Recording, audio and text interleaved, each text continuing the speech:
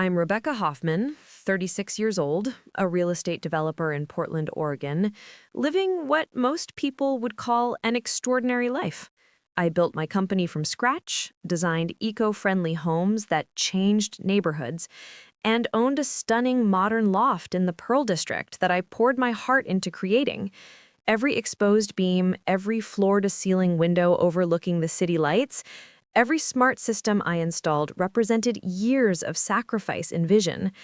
But all of that vanished in a single afternoon when I returned from a 7-month project in Bend to discover my house had been sold to a drug cartel, my Tesla was gone, and my parents had fled to Mexico with the money. Before we jump back in, tell us where you're tuning in from, and if this story touches you, make sure you're subscribed, because tomorrow I've saved something extra special for you. Dennis and Carol Hoffman, the two people who raised me, who I trusted with everything, had forged my signature, stolen my property worth nearly $1 million, and handed it over to criminals to save my brother Tyler from a debt he owed to the same cartel. They called it protecting family. They said Tyler's life was in danger, and I had to understand. They vanished across the border with my money before I even knew what happened.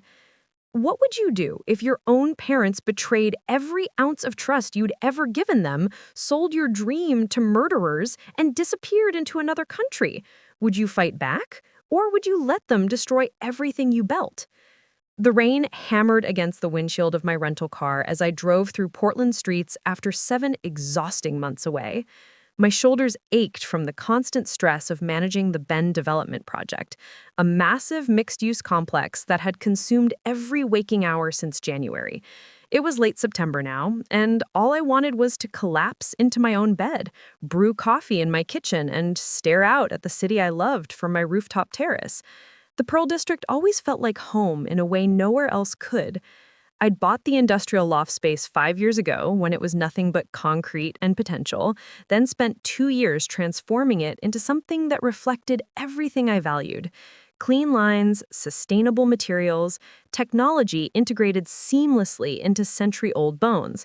That house wasn't just where I lived. It was proof that I'd made it, that the girl who'd worked 3 jobs through college at the University of Oregon had become someone who mattered in the city's architecture scene. I turned onto Northwest Lovejoy Street, my heart lifting despite my exhaustion. The streetlights reflected off the wet pavement, and I could already picture myself in my oversized bathtub, finally relaxing after months of construction delays and permit battles. But as I approached my building at 12:47, something felt wrong. A moving van sat in front of my entrance, its back doors open. 2 men in coveralls were carrying a leather sofa, my leather sofa, out through the front door. I blinked hard, thinking exhaustion was playing tricks on me. That couldn't be my furniture. I wasn't moving. Nobody was supposed to be in my house at all. I pulled the rental car to the curb and sat there for a moment, my hands gripping the steering wheel so tight my knuckles went white. This had to be a mistake. Maybe the movers had the wrong address. Buildings in the Pearl District all looked similar with their converted warehouse aesthetic. I grabbed my phone and pulled up my security system app, the one connected to my smart home setup. The screen showed an error message, "System offline." My stomach dropped. That system never went offline. I'd installed redundant power supplies specifically to prevent that. I stepped out into the rain, not bothering with an umbrella, and walked toward my front door. The men with the sofa were loading it into the van now, and through my open doorway, I could see more people inside. Strangers, walking through my home, touching my things. My heart started pounding so hard I could hear it in my ears. I reached the door, and one of the movers, a stocky guy with a clipboard, stepped in front of me. "Can I help you?" he asked, his tone polite but firm, like I was the intruder here. "This is my house," I said, my voice coming out shakier than I wanted. "I'm Rebecca Hoffman. What's going on? Who authorized this?" The man's expression shifted to confusion. He glanced back into the house, then at his clipboard. "Ma'am, we're hired by the new owners. This property was sold 2 months ago. We're helping them move in." The words hit me like a physical blow. Sold. 2 months ago. That was impossible. I'd been in Bend, working 16-hour days, but I'd never sold my house. I would never sell my house. This was my home, my investment, my entire net worth wrapped up in brick and steel and glass. I pushed past the mover, ignoring his protests, and walked into my living room. Except it wasn't my living room anymore. The walls I'd painted a soft gray were now covered with someone else's artwork. My custom bookshelves, the ones I'd designed and installed myself, were empty. My furniture was either gone or in the process of being hauled away. A woman in her early 50s, wearing expensive yoga clothes and holding a tablet, stood in what used to be my kitchen. She looked up when I entered, surprise crossing her face. "Excuse me," she said, her voice carrying that particular Portland blend of politeness and entitlement. "This is a private residence. You can't just walk in here." "I can't walk in here?" I repeated, my voice rising. "This is my house. I'm Rebecca Hoffman. I own this property. Who are you?" The woman's husband appeared from the hallway, a tall man with silver hair and the kind of casual confidence that comes from never worrying about money. He sized me up quickly, then reached into his pocket and pulled out his phone. "I'm calling security. You need to leave." I pulled out my keys, the ones I'd carried for 5 years, and held them up. "These are my keys. To my house. That I never sold. Someone needs to explain what's happening right now." The woman's expression softened slightly, moving from alarm to something like pity. She tapped her tablet a few times, then turned it toward me. The screen showed a document, an official-looking deed transfer. The property at 1247 Northwest Lovejoy Street had been sold on July 15th for $850,000. The seller's name was listed as Rebecca Hoffman, my name. But I'd never signed anything. I'd never agreed to sell. I'd been in Bend in July, buried in 16-hour days, construction permits, and contractor disputes. "There must be a mistake," I said, but my voice lacked conviction now. I could see the notary stamp, the official seals, the signatures. Everything looked legitimate. My hands started trembling as I held the tablet, zooming in on the signature line. It looked like my signature. The loops and curves matched my handwriting. But I didn't write it. I knew Hadn't. The man, who introduced himself as Gregory Patterson, took the tablet back. His wife, Diane, stood beside him, and they both watched me with a mixture of concern and suspicion. "Look," Gregory said, his tone gentler now, "we purchased this property through a legitimate real estate transaction. We have all the paperwork. The title company handled everything. If you believe there's been some kind of fraud, you need to contact the police or a lawyer, but you can't be here right now." "My things," I said, looking around desperately. "Where are my things? My clothes, my files, my grandmother's jewelry? I had a whole life in this house." Diane exchanged a glance with her husband. "When we took possession, the property was empty, except for some items left on the curb for trash pickup. We assumed the previous owner had arranged for their belongings to be moved." The curb. They'd put my life on the curb. I turned and ran back outside, rain soaking through my jacket as I stumbled down the front steps. There, lined up along the sidewalk, were black trash bags, at least a dozen of them. Preparing and narrating this story took us a lot of time, so if you are enjoying it, subscribe to our channel. It means a lot to us. Now back to the story. Some had already been torn open by the weather or by street people looking for valuables. I fell to my knees in front of the nearest bag, ripping it open. My clothes spilled out, designer pieces I'd saved for months to buy, now soaked and muddy. I tore through another bag. Photo albums, the pages stuck together for moisture, images of my college graduation and my company's first project ruined beyond recognition. Another bag held sketchbooks from my early career, the drawings bleeding and smeared. My grandmother's necklace, a delicate gold piece she'd given me before she died, was tangled up with cheap costume jewelry in a bag that smelled like mildew. I sat back on the wet pavement, clutching a water-damaged photo of myself at my first job site, wearing a hard hat and grinning like I'd conquered the world. The glass in the frame was cracked, spiderwebbing across my younger face. Tears mixed with rain on my cheeks, and I didn't bother wiping them away. Someone had thrown away my entire life like it was garbage. Someone had decided I didn't matter enough to even be told my home was being sold. My car, I said aloud, suddenly remembering. I looked up at the Pattersons, who'd followed me outside. Where's my car? I had a Tesla, a Model X. It was in the garage. Gregory shook his head. No car came with the property. The garage was empty when we took possession. I pulled out my phone with shaking hands and tried to access my Tesla app. The vehicle wasn't connected to my account anymore. Someone had removed it, probably sold it just like they'd sold my house. $95,000 gone. I scrolled through my contacts, looking for my parents' numbers. They had a key to my place. I'd given it to them years ago for emergencies, and they'd checked on the house occasionally while I was traveling for work. They would know what happened. They had to. I called my dad first. It rang 4 times, then went to voicemail.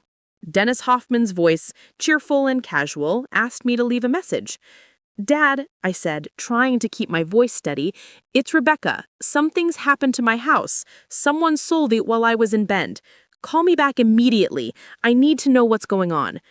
I tried my mom next. Same result. Voicemail. Carol Hoffman couldn't come to the phone right now. I left another message, more urgent this time. "Mom, please call me. My house is gone. Everything's gone. I don't understand what happened. Please." Then I tried my brother.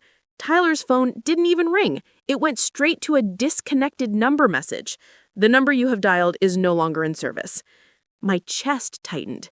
Why would Tyler's phone be disconnected? He always had his phone. He was practically glued to it. Always texting, always on social media, always trying to promote whatever scheme he was running that month. I stood up, my jeans soaked through, and walked back to the rental car. The Pattersons were still watching me from the doorway, probably worried I was going to cause a scene. I didn't have the energy for a scene. I was too busy trying to piece together what had happened. My house sold in July, my parents not answering their phones, Tyler unreachable, my things thrown away like trash. Nothing about this made sense unless someone had deliberately planned it, unless someone I trusted had betrayed me. I sat in the car and opened the deed document the Pattersons had shown me. I'd taken a screenshot before they'd pulled the tablet away. The sale had been handled by a real estate agency I'd never heard of, Pacific Holdings LLC. The buyer's name wasn't listed, just the LLC. That was strange. Most residential purchases showed individual names, not corporate entities. I Googled Pacific Holdings LLC on my phone. Nothing came up, except a registered agent address in downtown Portland. No website, no phone number, no business history. A shell company. My mind went back to the papers I'd signed before leaving for Bend. I'd been so stressed packing up my office, making sure I had all my project files for the development. Mom had stopped by my house one evening in January with a folder. "Honey," she said, "your father and I need you to sign some papers for the property insurance. Apparently, there's new coverage requirements for historic buildings in the Pearl District." I'd barely glanced at them. Insurance documents were always filled with legal jargon that made my eyes glaze over. I'd signed where she'd pointed, 5 or 6 places, while simultaneously answering emails on my laptop. She'd thanked me, kissed my cheek, and left. Had those been insurance papers, or had I just signed away my own house? The rain was coming down harder now, and I knew I couldn't sit in this car all night. I needed a place to stay, and I needed to figure out what legal rights I had. I pulled up my contacts again and found Marcus Donovan's number. Marcus had been my best friend since our University of Oregon days. We'd met in an elective philosophy class and bonded over our mutual hatred of pretentious intellectual posturing. He'd gone to law school while I'd pursued architecture, and now he ran a criminal defense practice in downtown Portland. If anyone could help me make sense of this nightmare, it was Marcus. The phone rang twice before he picked up. "Rebecca," he said, and I could hear the smile in his voice. "You're back from Bend? How'd the project go?" "Marcus," I said, and my voice cracked. "Something's happened. Something really bad. I need your help." His tone changed immediately. "All business. Where are you? Are you safe?" "I'm outside my house, except it's not my house anymore. Someone sold it. Someone forged my signature and sold my house to a shell company, and my parents aren't answering their phones, and I think they might have been involved." My voice was rising, panic seeping through. Everything's gone, Marcus. My car, my things, everything. Stay where you are, he said firmly. Send me your... Location? I'm coming to get you right now. Don't talk to anyone else until I get there, okay? We're going to figure this out. I sent him my location pin and sat there in the dark, watching strangers move furniture into what used to be my home. The life I'd built over a decade, the security I'd fought so hard to create, had been stolen while I was 2 hours away, trusting the wrong people. And somewhere, my parents knew exactly what had happened. They had to. The question was why they weren't answering my calls, and what they'd done with the money from selling my life. Marcus arrived 20 minutes later in his silver Audi, pulling up behind my rental car with his hazard lights flashing. He stepped out into the rain wearing a suit jacket over jeans, his dark hair already plastered to his forehead. Through the windshield, I could see the concern etched across his face, the same expression he'd worn when I'd called him after my first major business deal fell through, or when my ex-boyfriend had cleaned out our joint account 5 years ago. Marcus had this way of looking at problems like they were puzzles to solve rather than disasters to panic over. And right now, I desperately needed that perspective. He knocked on my window, and I unlocked the doors. He slid into the passenger seat, bringing with him the smell of rain and expensive cologne. "Rebecca," he said, turning to face me. "Talk to me. What exactly happened?" I pulled out my phone and showed him the screenshot of the deed transfer, my hands still shaking. My house was sold in July for $850,000. I never authorized it. I never even knew about it until I got back from Bend tonight and found strangers living in my home. The Pattersons, that couple up there, they have all the paperwork. It looks legitimate. My signature is on documents I don't remember signing. Marcus took my phone and zoomed in on the deed, his jaw tightening as he read. "This was notarized," he said. "See the stamp? That means a licensed notary verified your identity when you supposedly signed this.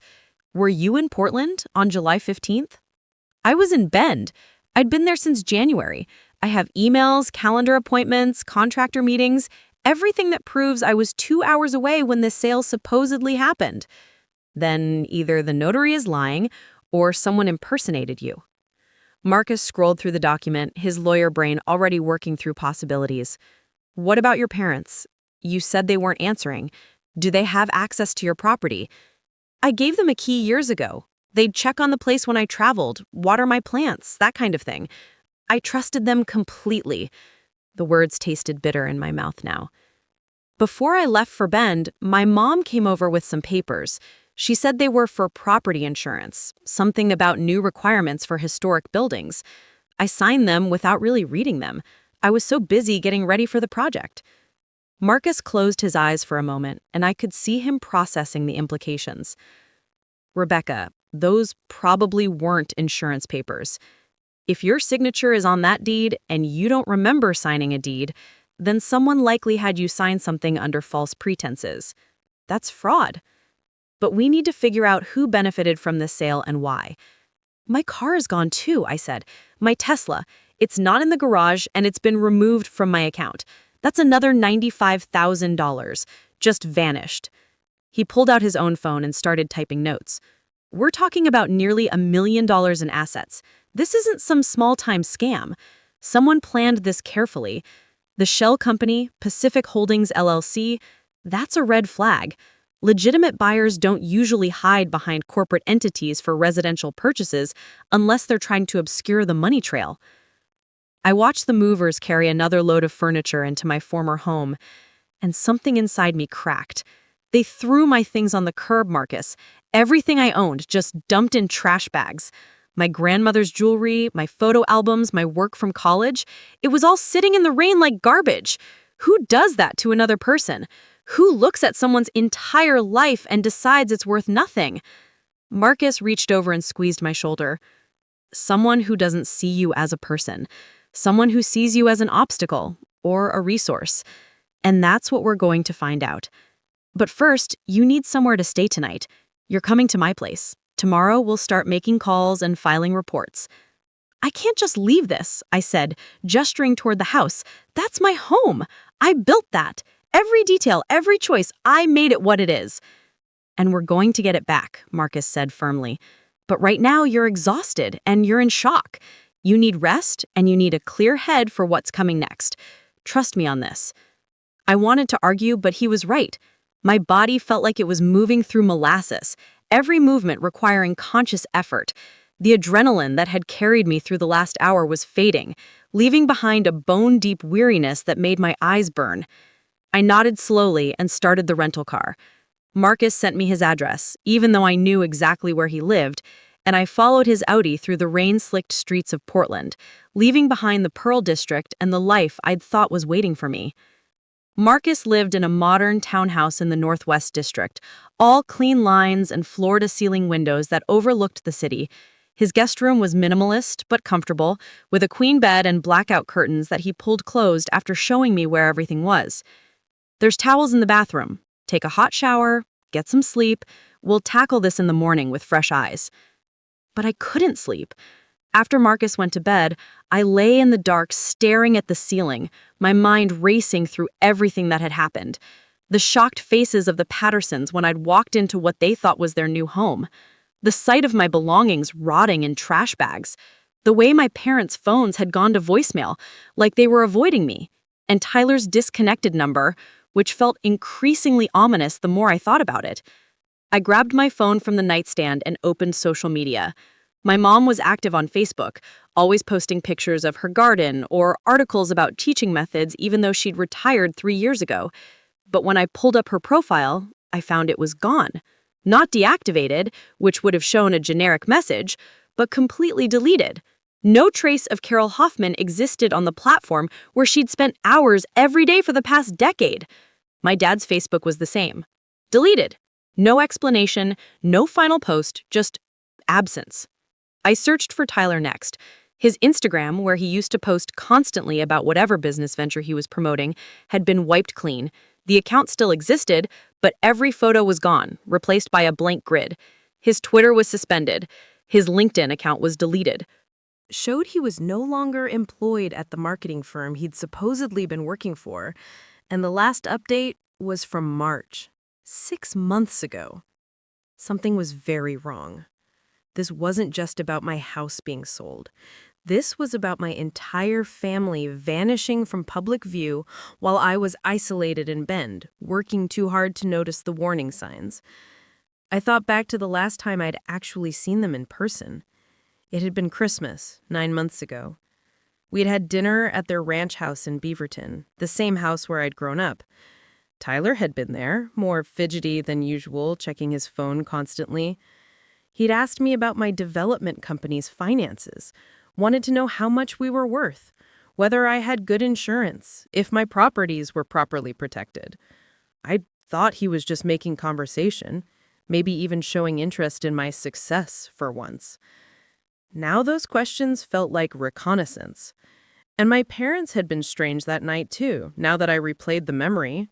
My mom had kept hugging me, holding on a little too long, saying how proud she was of everything I'd accomplished. My dad had been quiet, drinking more wine than usual, staring at me with an expression I couldn't quite read.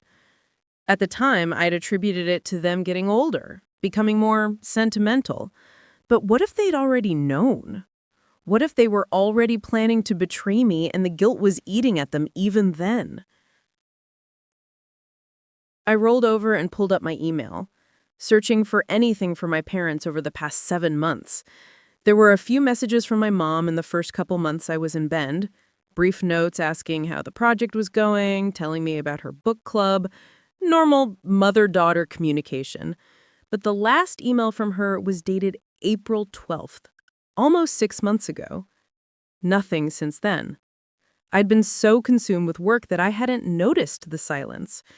We'd never been the type of family that talked every day, and I'd assumed they were just giving me space to focus on the development. I searched my email for the word insurance, looking for the message my mom must have sent me about those papers I'd signed. Nothing came up. She'd brought them in person, hadn't emailed me about them at all. That should have been a red flag. Everything in real estate gets documented via email. Every contract, every addendum, every piece of paperwork comes with a digital trail. But my mom had shown up with physical papers, and I'd signed them without question because I trusted her. The betrayal hit me in waves. This wasn't a stranger who'd stolen my identity or hacked my accounts. This was my mother, who'd raised me, who taught me to read, who'd helped me move into my first apartment. She'd looked me in the eye, handed me fraudulent documents, and watched me sign away my home. And my father had been complicit, texting in the corner while it happened, probably coordinating the next steps with whoever was buying the property. I got out of bed and walked to the window, pulling back the curtain to look out at Portland's skyline. The city lights blurred through my tears, and I pressed my forehead against the cold glass. The house in the Pearl District had represented everything I'd overcome. I'd grown up middle class in a family that valued practicality over ambition, where my dreams of becoming an architect were seen as risky and unrealistic. My parents had pushed me toward teaching, like my mom, or a trade, like my dad, safe, predictable careers with steady paychecks. But I'd wanted more. I'd wanted to create things that would outlast me, buildings that would shape how people lived and worked. So I paid my own way through college, working as a barista, a restaurant server, a retail clerk. I'd taken out loans and applied for every scholarship I could find. I graduated with honors from the University of Oregon's architecture program, while my parents attended the ceremony but spent the whole time talking about how Tyler was applying to business schools. I'd started my development company at 29 with a small loan from a credit union and a property in Northeast Portland that everyone said was a bad investment.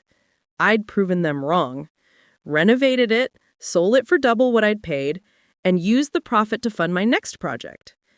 Every success I'd achieved had been despite my family's lack of faith, not because of their support. And yet, I'd still trusted them.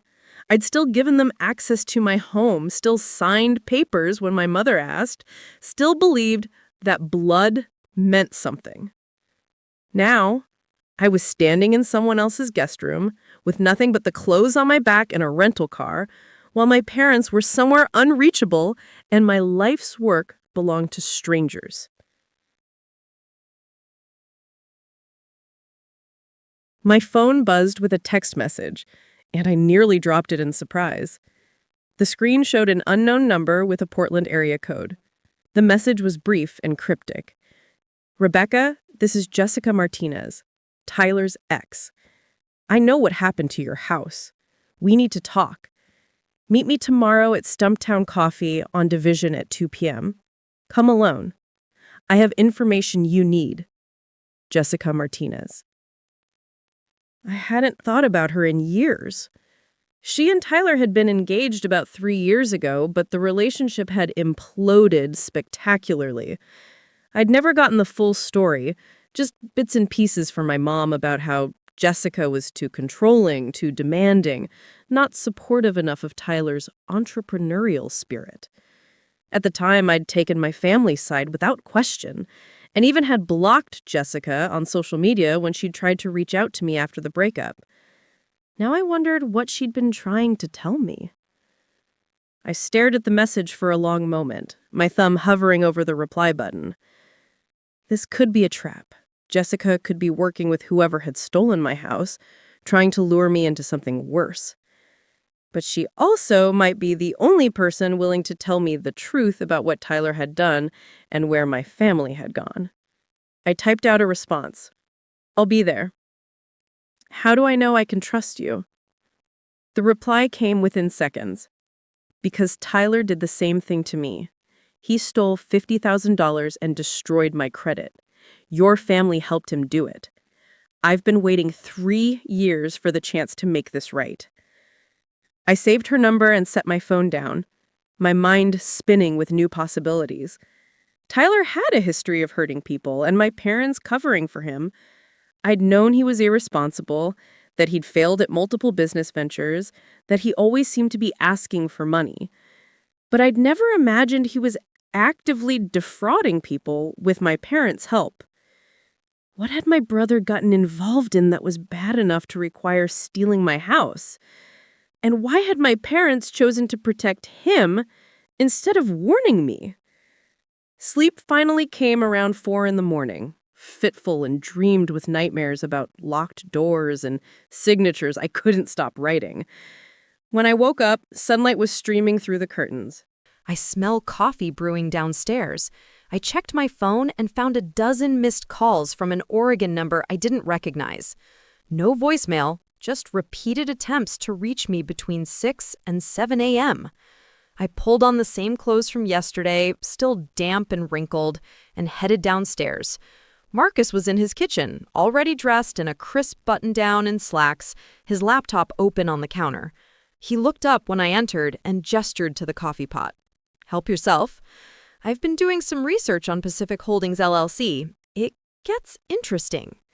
I poured a cup and leaned against the counter. "What did you find?"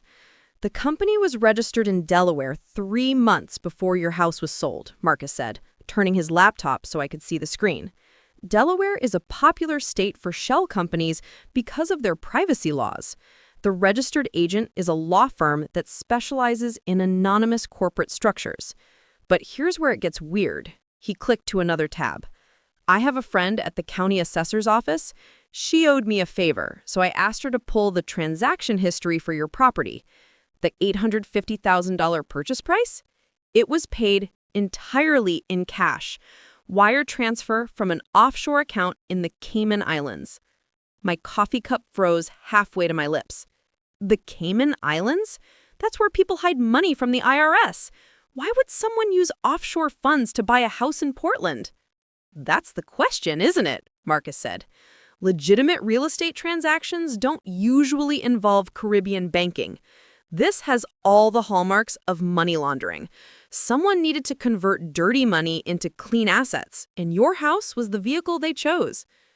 "But how does that connect to my parents?" I asked, setting down the cup because my hands were starting to shake again. "They're retired teachers and construction workers. They don't have access to offshore accounts or know how to set up shell companies." "No, but Tyler might know people who do," Marcus said carefully. "When's the last time you really looked into what your brother was doing for work?" I shrugged helplessly. He was always starting new businesses, marketing firms, cryptocurrency trading, some kind of import-export thing. None of them ever seemed to last more than a few months. I stopped paying attention because it was always the same story. Big promises, no follow-through, and then he'd need money to start over. Marcus pulled up another tab showing a news article from 8 months ago. "Small-time drug dealers arrested in Portland's sting operation." He pointed to a name in the second paragraph. "Recognize him?" It was one of Tyler's old roommates, a guy named Derek something. I'd met him once at a barbecue at my parents' house. He'd seemed normal enough, if a little too interested in expensive watches and cars he clearly couldn't afford. What does Derek have to do with anything? He was arrested for distributing cocaine and methamphetamine in southeast Portland, Marcus said. He's currently serving a 3-year sentence at the federal prison in Sheridan. But before he was arrested, he was Tyler's business partner in something called Pacific Imports. Ring any bells? "Tyler mentioned an import business last year," I said slowly, trying to remember the conversation. "He said they were bringing in artisan goods from Mexico.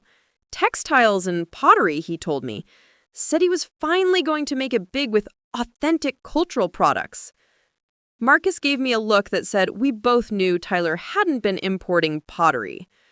"If your brother was working with someone who got arrested for drug distribution, and now your house has been purchased with laundered money, we need to consider the possibility that Tyler got involved with some very dangerous people, the kind of people who use real estate to clean their profits, the kind of people who don't hesitate to eliminate problems."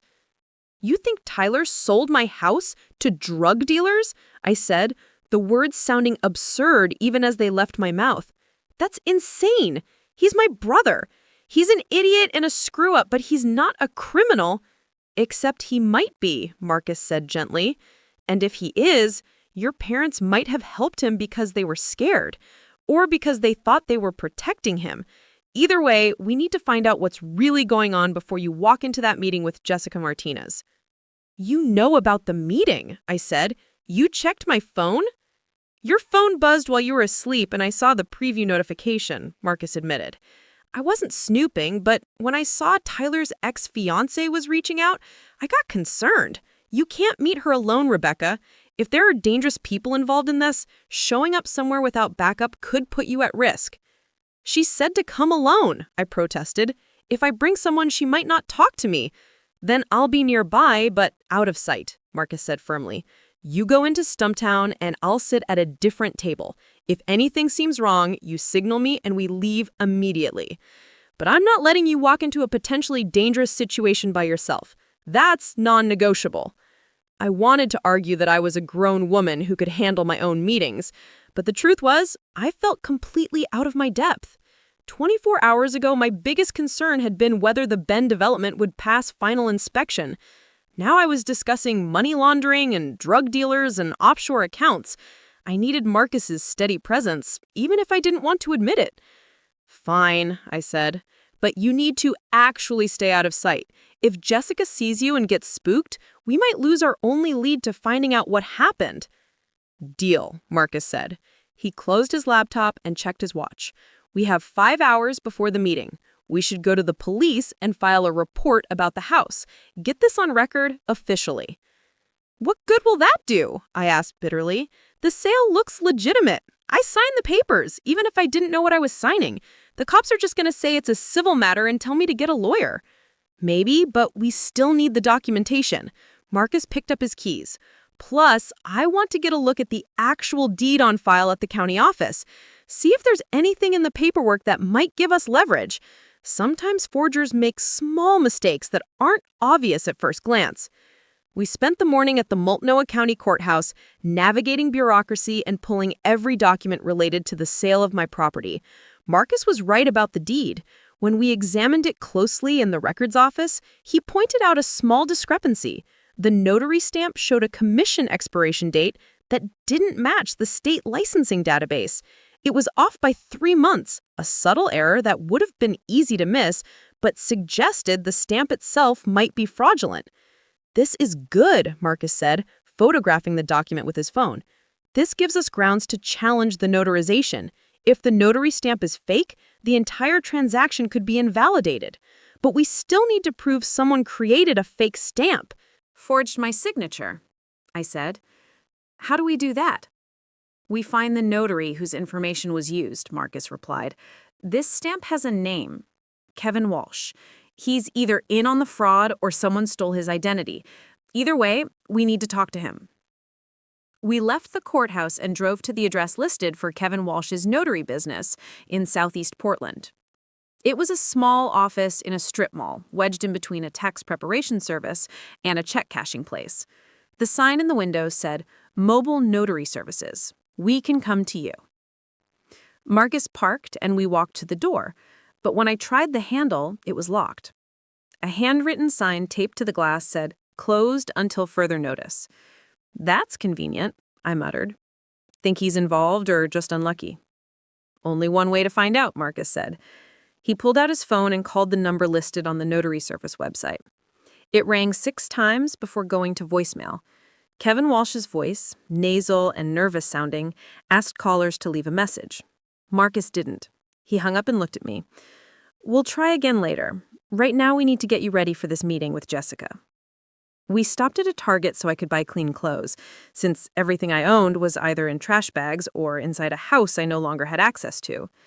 I grabbed jeans, a sweater, and a jacket, paying with a credit card and trying not to think about how I was going to afford rent and food and basic necessities now that my assets were frozen in legal limbo.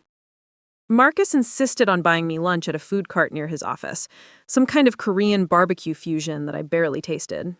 My stomach was in knots thinking about what Jessica might tell me. At 1:30, we drove to Division Street and parked a block away from Stumptown Coffee. The rain had stopped, but the sky was still overcast, typical October weather in Portland. Marcus walked me through the plan one more time. You go in first, order a coffee, sit somewhere with a clear view of the door. I'll come in 5 minutes later and sit on the opposite side of the room. Keep your phone in your pocket with an open line to mine. If anything feels wrong, just say the word umbrella and I'll be there in seconds. This feels paranoid, I said. Jessica's not going to attack me in a crowded coffee shop. Probably not, Marcus agreed. But if she's connected to whatever Tyler got into, there might be other people watching. Just humor me, okay? I nodded and got out of the car, walking the block to Stumptown with my hands shoved in my new jacket pockets. The coffee shop was busy with the afternoon crowd, students on laptops and professionals having meetings over lattes. I ordered an Americano and found a table near the window where I could see everyone who entered. My phone sat on the table in front of me, connected to Marcus's number, like he'd instructed. The minutes crawled by, and I watched the door, wondering if Jessica would actually show up, or if this was all some elaborate setup. At precisely 2 o'clock, a woman walked in who I recognized immediately, despite the years. Jessica Martinez looked different than I remembered. She'd been bright and energetic when she was dating Tyler, always smiling, always trying to fit in with our family. The woman who approached my table looked harder, more guarded. Her dark hair was pulled back in a tight ponytail, and she wore minimal makeup. She scanned the coffee shop carefully before sitting down across from me, her movements quick and nervous. "Rebecca," she said quietly. "Thanks for coming. I wasn't sure you would." "I wasn't sure I should," I replied honestly. "The last time we spoke, my family told me you were trying to cause trouble, said you were bitter about the breakup and making accusations." Jessica's laugh was sharp and humorless. "That's what they would say. Your family is really good at making themselves look like victims." She pulled out her phone and set it on the table between us. "I'm going to tell you everything, and I'm going to give you proof. But first, I need you to understand something. Tyler isn't just irresponsible or unlucky. He's dangerous. And your parents enable him because they're terrified of what he's gotten himself into." I leaned forward, my heart racing. "What did he get into?" Jessica glanced around the coffee shop again, then lowered her voice. "Your brother got involved with a drug cartel. Not in some minor way. He's been working with them for at least 4 years, helping them move money through legitimate businesses. The import company he told you about, that was a front for smuggling cocaine and heroin from Mexico. Derek wasn't his roommate. Derek was his partner in the distribution network." My blood ran cold. "You're saying Tyler's a drug dealer?" "I'm saying Tyler is a money man for the Sinaloa cartel's Portland operations," Jessica corrected. "He doesn't touch the drugs himself. He's too smart for that. But he sets up the businesses, creates the paperwork, moves the money around so it looks legal. He's good at it. He made a lot of money doing it until he made a very stupid mistake." "What mistake?" I asked, though part of me didn't want to know the answer. Jessica picked up her phone and pulled up a photo. She turned it toward me, and I saw Tyler standing next to a man I didn't recognize. The man was older, maybe 50, with graying hair and an expensive suit. They were on what looked like a yacht, drinks in hand, smiling at the camera. Tyler skimmed $200,000 from a shipment, kept it for himself, thought he could cover it up by cooking the books. But these people don't make mistakes with their accounting. They found out. And they told him he had until August to pay it back with interest, or they'd kill him. That's $500,000, Rebecca. Your brother owed a drug cartel $500,000, and the only asset valuable enough to cover it was your house. The words hung in the air between us like poison. My brother owed a drug cartel $500,000, and they'd used my house to collect the debt. I sat frozen, staring at the photo of Tyler on the yacht, trying to reconcile the smiling man in expensive sunglasses with the brother I thought I knew. Jessica was watching me carefully, probably waiting for me to deny it or call her a liar, but something in her expression told me she was telling the truth. "I need you to send me that photo," I said, my voice hoarse, "and anything else you have." Jessica's fingers moved across her phone screen. "I've been collecting evidence for 3 years, ever since Tyler cleaned out my savings account and disappeared. Your parents helped him do it. Your mom convinced me to put Tyler on my bank account because we were engaged. 2 weeks later, $50,000 vanished. When I confronted them, your dad threatened to call the police on me for harassment." My phone buzzed with incoming messages. Jessica was sending me everything. Screenshots of text conversations, bank statements showing the withdrawal, emails between Tyler and my father discussing how to keep Jessica from filing a police report, Photos of Tyler with someone who looked like the man in the photo on the yacht. Of Tyler with people I didn't recognize, all of them looking wealthy and dangerous. And then a video file that made my stomach drop. The video showed Tyler sitting at a table with 3 men, counting stacks of cash. Tyler was laughing, drinking expensive whiskey, completely at ease. The timestamp was from 2 years ago. This wasn't some recent mistake. My brother had been deep in the cartel world for years. Tyler sent it to me when he was drunk one night, Jessica said. He was bragging about his new business partners. I recognized one of those men from news reports about cartel violence in Mexico. That's when I knew Tyler was working for genuinely evil people. Why didn't you go to the police with this? I asked. I did. Your father showed up at the station with a lawyer and convinced them I'd given Tyler permission to access my account. He had forged documents with my signature, just like they did with you. The cops believed your dad because he seemed respectable, and I seemed like a bitter ex-girlfriend. I tried to warn you, Jessica continued. After the police dismissed my case, I sent you messages everywhere. You blocked me. You chose to believe your family without even hearing my side. The accusation stung because it was true. I'd taken my parents' word without question. I'm sorry, I said finally, but I'm listening now. Tell me everything you know about what Tyler's involved in and where my parents are. Jessica pulled out a folder and spread several pages across the table. Your brother has been working with a man they call El Halcon, the Hawk. He's a mid-level operator in the Sinaloa cartel's Pacific Northwest Territory. She pointed to a photo of the man from the yacht. Tyler met him through Derek, the guy who got arrested. Your brother knows how to make dirty money look clean.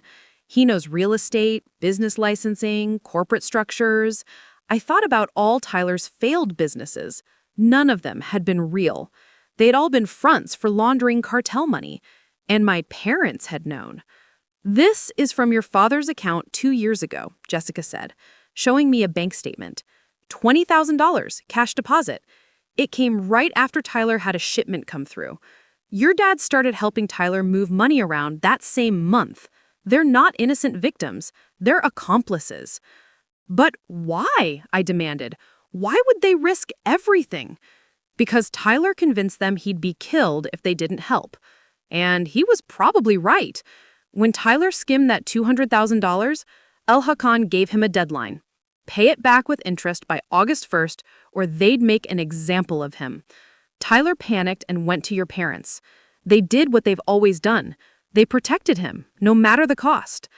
The cost being my house and my car, I said bitterly. Jessica nodded. The cartel wanted clean assets. Your house in the Pearl District is prime property. They can either sell it legitimately later or use it to house their people, store product, whatever they need. Where are my parents now? I asked. Jessica showed me a screenshot of a real estate listing, a beachfront condo in Puerto Vallarta, Mexico. This property was purchased 3 weeks ago for $400,000 cash sale. The buyer was Dennis Hoffman.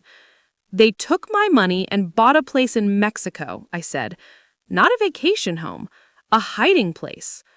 Puerto Vallarta is in cartel territory. Your parents are living there under El Halcon's protection. They can't come back to the United States without facing serious legal consequences. They've essentially exiled themselves. And Tyler's with them, Jessica said. He's been in Puerto Vallarta since July, right after the sale went through. He's untouchable there. The local authorities won't extradite him, and the cartel keeps him safe as long as he's useful. What about the notary? I asked. Kevin Walsh. Jessica's eyes lit up. Kevin Walsh.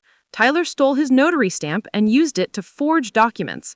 Walsh filed a police report about the theft 6 months ago. Tyler used the stolen stamp to notarize the power of attorney that let your parents sell your house. Jessica leaned forward. You fight back. You go to the FBI, the DEA, federal agencies that have the resources to investigate cartel money laundering. You hand over all this evidence. You let them build a case that's bigger than just your house. Going after my family with federal agencies meant potentially sending them to prison for decades. Could I do that? They made their choice, Jessica said. They chose Tyler over you. They chose crime over honesty.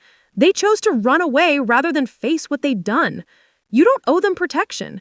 You owe yourself justice. I looked down at my phone at all the evidence. I need to show this to my lawyer, Marcus Donovan. He's here. Jessica stiffened. You brought a lawyer? I said to come alone. He's not at the table, I assured her. He's somewhere in the coffee shop, making sure I'm safe. Jessica pulled out a USB drive. Everything's on here. 3 years of evidence. I've already made copies and stored them in multiple secure locations. I caught Marcus's eye across the coffee shop and gave him a small nod. He walked over and Jessica handed him the drive. I work with criminal cases. What you've described sounds like textbook money laundering. If we can connect the dots between Tyler's activities and the house sale, we have a case federal prosecutors would be very interested in. Jessica pulled out one final document. This is correspondence between Tyler and someone at Pacific Holdings. They're discussing the purchase of Rebecca's property. Tyler explicitly mentions that his sister doesn't know about the sale and won't find out until it's too late. I read Tyler's words. My sister is in Bend until September working on a development project. She won't be checking on the Portland property, so we can execute the sale in July, and she won't even know until she gets back. My parents are handling the documentation. The casual cruelty took my breath away. Tyler had planned this meticulously, had counted on my dedication to my work to keep me distracted while he stole everything I owned. This is premeditated fraud, Marcus said. Combined with the forged power of attorney and stolen notary stamp, we have multiple felonies. Jessica stood up. I've done what I came to do. The rest is up to you two. But be careful. Tyler isn't stupid and the people he works for are ruthless. Why did you really help me? I asked. Jessica gave me a sad smile. Because I saw the news about Pacific Holdings buying a property in the Pearl District. I recognized the company name. I knew he'd done it again. And I thought maybe this time the victim would actually fight back. Don't prove me wrong. Marcus and I spent the afternoon going through every file on Jessica's drive. Text messages where Tyler discussed shipments and payments, emails between Tyler and my father coordinating the sale, photos of Tyler with known cartel associates, a spreadsheet tracking Tyler's income over 3 years. The most damning evidence was a video of Tyler sitting with men who Jessica identified as cartel operators. Recorded phone call between Tyler and my mother from last May. My mother was crying, begging Tyler to find another way. Tyler's response was cold. Rebecca has more than she needs. She won't even miss it. We'll sell the house, give the money to El Halcon, and by the time she figures out what happened, we'll be in Mexico where she can't touch us. She'll get over it. She always gets over things. Hearing my brother dismiss my life's work shattered something inside me. Whatever hesitation I'd felt about going to the authorities evaporated.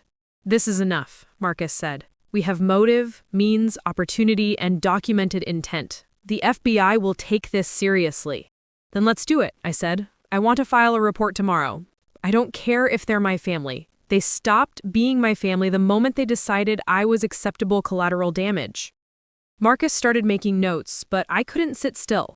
I stood up and walked to his window, staring out at the Portland skyline. Somewhere out there, strangers were living in the home I'd created. Criminals were profiting from my hard work. And my family was on a beach in Mexico, probably drinking margaritas and congratulating themselves on getting away with it. I turned back to Marcus. What are the chances they actually face consequences? Be honest with me. What are the chances my parents come back from Mexico and go to trial? Marcus set down his pen and met my eyes. Honestly, it depends on whether the U.S. can pressure Mexico to extradite them. We don't have an automatic extradition treaty for all crimes. If the charges are serious enough, if the evidence is strong enough, there's a chance. But it could take years. Your parents might live out their lives in Puerto Vallarta and never see the inside of a courtroom. And Tyler? Same situation, Marcus said. Maybe worse for him because he's younger, and the cartel might eventually decide he's more trouble than he's worth.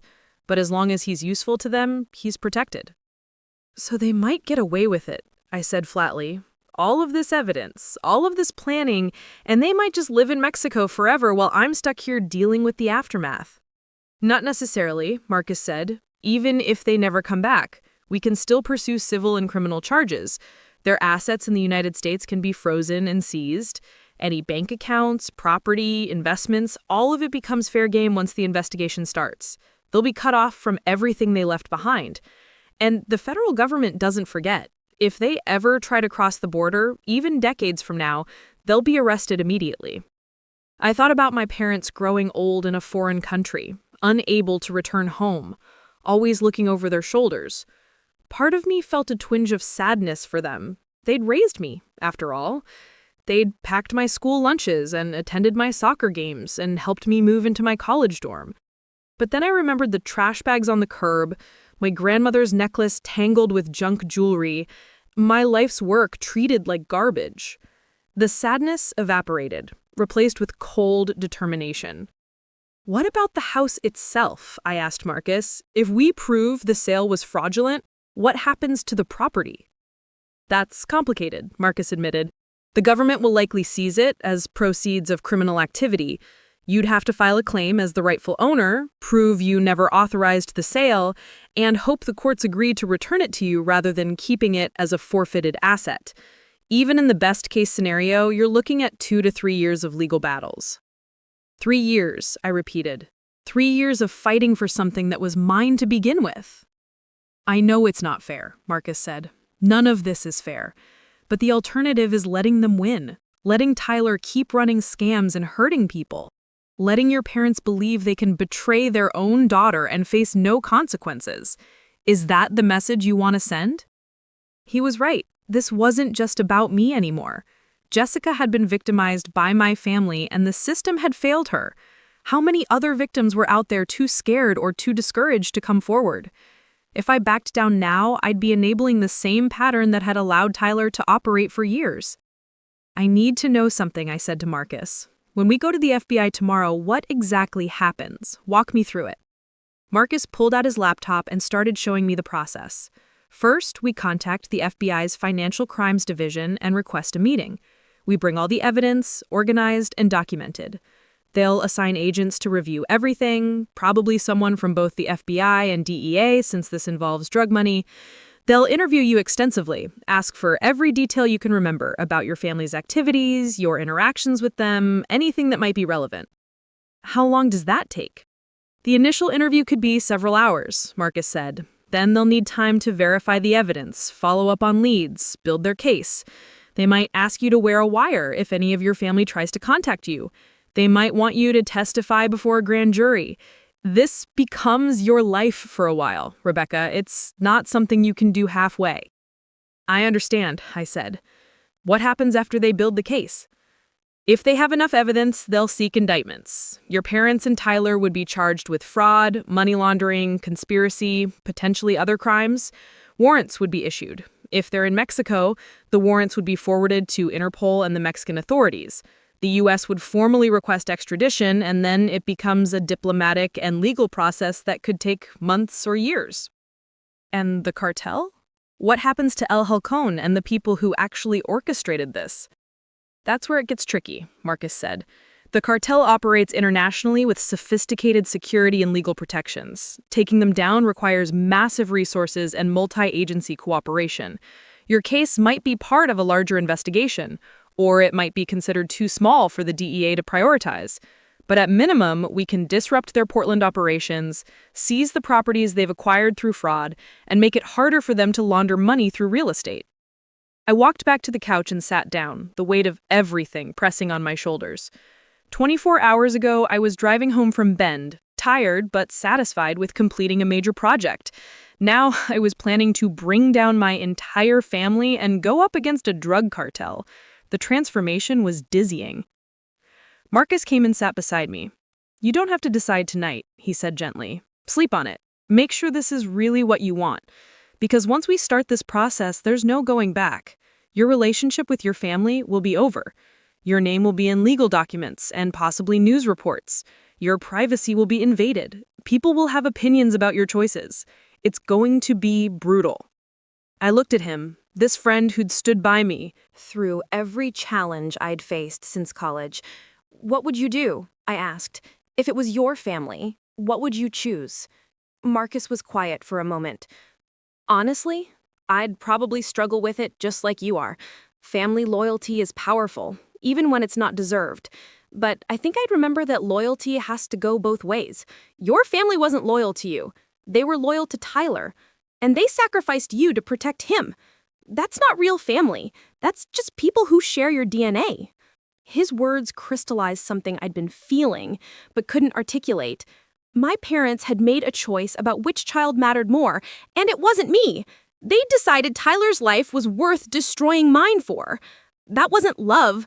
That was favoritism taken to its darkest extreme. I'm gonna do it, I said.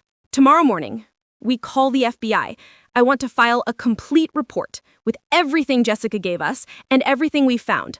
I want my family held accountable, and I want every piece of evidence on record so they can never pretend this didn't happen. Marcus nodded. Then we'll do it right. I'll draft a summary of everything we have, organize it chronologically, highlight the key pieces of evidence. We'll walk into that FBI office with a case so well documented, they can't ignore it. We spent the next 2 hours preparing. Marcus created a timeline starting from when Tyler first got involved with the cartel, through his accumulation of debt, the planning of my house sale, the execution of the fraud, and their flight to Mexico. I wrote out everything I could remember about the papers my mother had me sign, the conversations we'd had before I left for Bend, any detail that might be relevant. As I wrote, I kept thinking about that January evening when my mom had come over with the folder. I'd been so distracted, so focused on my upcoming project. She'd seemed nervous, I remembered now, kept fidgeting with her purse, wouldn't quite meet my eyes. I'd attributed it to her general anxiety about me leaving for such a long project. Now I realized it was guilt. She'd known exactly what she was doing, known she was setting me up for betrayal, and some part of her had felt bad about it. Just not bad enough to stop. Around 9 p.m., my phone rang. Unknown number, Portland area code. I showed Marcus, and he gestured for me to answer, but not say anything incriminating. I picked up. Rebecca? It was my mother's voice, shaky and small. Honey, please don't hang up. My hand tightened around the phone. Where are you? We're in Mexico, she said. We had to leave. Tyler was in danger. Those people were going to kill him. We didn't have a choice. You had a choice, I said, my voice cold. You could have told me the truth. You could have asked for my help instead of stealing from me. We knew you'd say no, my mother said, and now she was crying.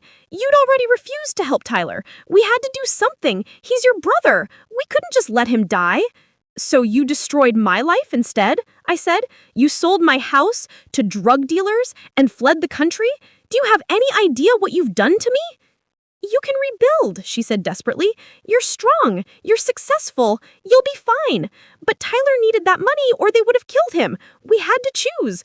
We had to save our son. And what am I? I asked. Not your daughter? Not worth protecting? There was silence on the other end. Then my mother spoke again, her voice barely a whisper. We thought you'd understand, eventually. We thought you'd forgive us. I hung up without responding. My hands were shaking so badly I nearly dropped the phone. Marcus took it from me and checked the call details. We need to report this to the FBI, he said. They'll want to trace that call, see if they can pinpoint their location in Mexico. She said they had to choose, I told him. Between saving Tyler and protecting me, they chose him. She actually said it out loud. I'm sorry, Rebecca, Marcus said. No one should have to hear that from their parent. But I needed to hear it, I realized. I needed to know for certain that this wasn't some terrible misunderstanding, that they really had chosen to sacrifice me. Now I knew. And now I could move forward without any doubt that I was doing the right thing.